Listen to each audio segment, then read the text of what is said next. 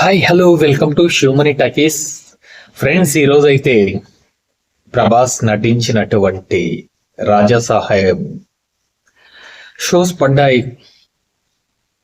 కొంచెం లేట్గా అయినా కానీ పడ్డాయి. చాలా అంటే చాలా అద్భుతంగా ఉంది సినిమా. విఎఫ్ఎక్స్ అంటూ అద్భుతంగా చేశారు.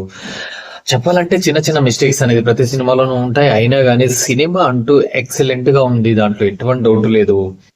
ప్రభాస్ యాక్టింగ్ ఎరగదీసేసాడు అనమాట. ప్రతి ఒక్క ఆర్టిస్టు కానీ ప్రతి ఒక్క టెక్నీషియన్స్ అసలు అసలు తను చిన్న సినిమా డైరెక్టర్ కాదు, మారుతి బిగ్గెస్ట్ పెద్ద సినిమా డైరెక్టర్ అయిపోయాడు మారుతి. సినిమాతో అదరగొట్టేశాడు భయ్య. సినిమా అంటూ బ్రహ్మాండంగా ఉంది. Excellent movie. కొంచెం లేట్ నైట్ అయినా షోస్ అంటూ చాలా తవలే పడ్డాయి. తెలంగాణలో అంటూ షోస్ కన్ఫర్మ్ అయ్యేలేదు తెలియట్లేదు. ఆంధ్రాలో అంటూ కన్ఫర్మ్ అయ్యాయి. కర్ణాటకలో కూడా షోస్ పడ్డాయి. బెంగళూరులో అయితే షోస్ నార్మల్ గానే. ఎక్కడ పడినా పడకపోయినా బెంగళూరులో మాత్రం పెద్ద పెద్ద స్టార్ హీరోలు అందరివి తెలుగు సినిమాలకి షోస్ ఖచ్చితంగా పడతాయి. బెంగళూరులో మాత్రం ఖచ్చితంగా పడతాయి. ఎక్కడ పడకపోయినా ఇక్కడ మాత్రం పడతాయి. ఇక్కడ ఈజీగా దొరికేస్తాయి. ముందుగా బుక్ చేసుకుంటే ఈజీగా దొరికేస్తాయి. బ్రహ్మాండంగా సినిమాని ఫస్ట్ చూసేయచ్చు అనమాట. అసలు ఏ షోస్ క్యాన్సిల్ అయినా కానీ ఇక్కడ మాత్రం క్యాన్సిల్ కావు. ఇక్కడ ఏదో ఒక థియేటర్ లో మాత్రం పట్టేస్తారు, నైట్ షో వేసేస్తారు ఫ్యాన్స్ కోసం అనేసి. సినిమా అయితే చాలా బాగుంది. ఇంకా కథ అంటూ రివీల్ చేయకూడదు యాక్చువల్లీ. నాకు మొన్ననే ఒక వీడియోకి భయ్యా దయచేసి రివీల్ చెయ్యొద్దు అని అడుక్కున్నారు పాపం కొంతమంది మెసేజ్ల ద్వారా. అది ట్రైలర్ లోనే నేను కథ రివీల్ చేశాను అన్నమాట కొంతవరకు, ట్రైలర్ రివ్యూ ఇచ్చినప్పుడే. కాబట్టి సేమ్ టు సేమ్ కొంతవరకు అలాగే ఉంది. కాబట్టి చెప్పడం బాగోదు, బట్ సినిమా మాత్రం ఎక్సలెంట్ గా ఉంది. ప్రభాస్ యాక్టింగ్ ఎరగదీశాడు. ప్రభాస్ యాక్టింగ్ గురించి మాట్లాడేంత ఇది ఉంది అది, ఎందుకంటే ఆయన ప్రపంచంలోనే ఎక్కడికో ఎదిగినటువంటి హీరో. ప్రపంచ స్థాయిలో అసలు ప్రభాస్ అంటే బాహుబలి సినిమా వల్ల ప్రభాస్ అంటే తెలియనోళ్ళు లేదేమో. ఏ దేశం వెళ్ళినా కానీ సాధ్యమైనంత వరకు చాలా వరకు సినిమాలు చూసే ప్రతి దేశంలోనూ ప్రభాస్ అంటే తెలుసు బాహుబలి సినిమా వల్ల. ఆ రేంజ్ ఎదిగినటువంటి హీరో. ఆ రేంజ్ అసలు మన తెలుగు హీరో ఒక రేంజ్కి ఎదుగుతాడంటే ఎవరు ఊహించలేదు.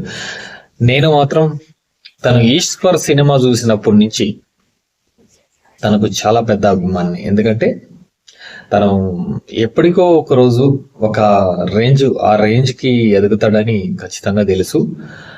నేను అనుకునేవాడిని, ఎంతో మంది బాలీవుడ్ హీరోలు ఉన్నారు కానీ ప్రభాస్ ఎందుకు ఆ రేంజ్కి లేదు, ఆ రేంజ్ ప్రభాస్కి ఎందుకు, ప్రభాస్ కట్అవుట్ చూస్తుంటే వాళ్ళ కన్నా మించి ఉన్నాడు కదా, ఎందుకు ఈరోజు ప్రభాస్ కి బాలీవుడ్ రేంజ్ లో సినిమాలు రావట్లేదు అనుకునేవాడిని. ఫస్ట్ ఒక మొన్న సినిమా చూసినప్పుడు అనిపించింది నాకు. తర్వాత చెప్పనవసరమే లేదు, బాలీవుడ్ కింద కొడిపి టాలీవుడ్ ఇలా వెళ్ళిపోయింది. అది one and only Rajamouli and Prabhas తోనే సాధ్యమైంది మొట్టమొదట.